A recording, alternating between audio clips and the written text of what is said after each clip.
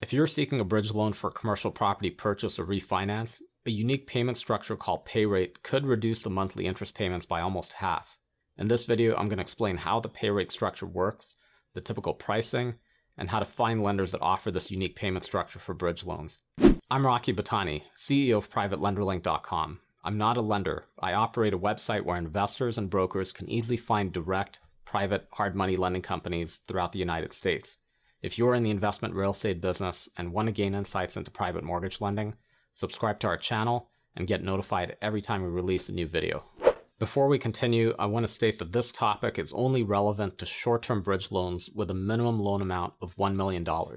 There may be some lenders out there that will consider a payment rate structure for residential investment properties, but I've only seen it offered for commercial real estate, including multifamily, office, retail, and industrial. If you get a short-term bridge loan for commercial property purchase or refinance, your interest rate will likely range from 8 to 10%, and you'd have to make monthly interest payments during the loan term. But with a pay rate structure, the private lender would allow you to pay a lower interest payment during the loan term, and the remainder would be due when you pay off the loan. For example, if your bridge loan amount is $4.8 million and the interest rate is 10%, your monthly payment would be $40,000. But with a pay rate option, the interest rate may be cut down to 5% during the loan term, so your monthly payment would be $20,000. The $20,000 per month difference would be deferred to when you pay off the loan by refinancing or selling the property. Not having to make those extra monthly payments during the loan term could be a huge benefit for the property investor. The pay rate option is mostly beneficial in cases where the property's income is not enough to service the debt. It could be a property which has significant vacancy, but the plan is to lease up and then refinance with a long-term conventional loan. Or if your commercial property is vacant and not generating any income, but it's on the market for sale. Even if the property generates more than enough cash to service the high debt payments, I'm guessing most property investors would prefer to reduce the monthly interest payments and keep the extra cash on hand. The pay rate is not always half of the total interest rate. There's no set standard in the industry. If the interest rate on a bridge loan is 9%, the pay rate may be 6%, or maybe 5%, or it could be 4.5%.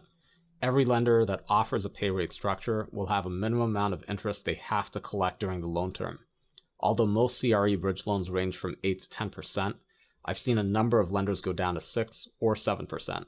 However, you likely won't find a lender offering the pay rate option when the total interest rate is less than 8%. In addition to the interest rate, all lenders charge an origination fee, which typically ranges from 1 to 2.5 points. The maximum loan to value for most bridge loans is 70% for a purchase and 65% for a refinance. The maximum term is typically 12 months, but it could go up to 24 months. The pay rate option in commercial real estate bridge lending is extremely rare. A very small number of lenders in the United States will consider it. Although it's a great offering which could help lenders win more deals, it may not be possible due to the lender's capital structure. Most bridge lenders manage a private mortgage fund, which is capitalized by many investors who expect to receive a monthly distribution. If most of the loans in the fund's portfolio were pay rate structures, the monthly distribution would not be steady, and it just wouldn't make sense for the investors because a consistent return is one of the main reasons people invest in mortgage funds. Bridge lenders who don't manage a fund are likely funding the loan from their balance sheet and then selling to the secondary market. It's highly unlikely that any loan buyer would consider buying a loan with deferred interest payments unless they're buying it at a steep discount. So there are only two capital scenarios in which a pay rate structure is possible for a lender to offer. Either they lend their own cash and don't use any external capital sources, or the lender is backed by investors who don't need consistent monthly income from the loans they fund. This mainly includes family offices and ultra-high net worth investors.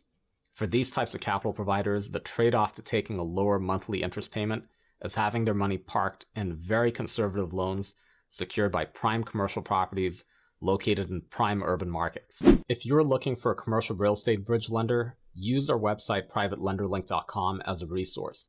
There's no fee to search and no registration required. We have a filter you can use to easily find out which lenders offer the pay rate structure. Once you've entered a state or major metro area and you see a list of lenders, look for the refined results section on the left and click Show Advanced Filters. Look for the payment structure field, select payment rate, and click Apply. View each lender's profile to learn about their guidelines, rates, fees, and much more. If you want to reach out to them, click the green contact button to find their phone number and a form to send an email, or complete the detailed loan request form. If you found this video to be helpful, please click the like button and be sure to check out our other videos about commercial real estate bridge lending. Thank you for watching, and see you in the next video.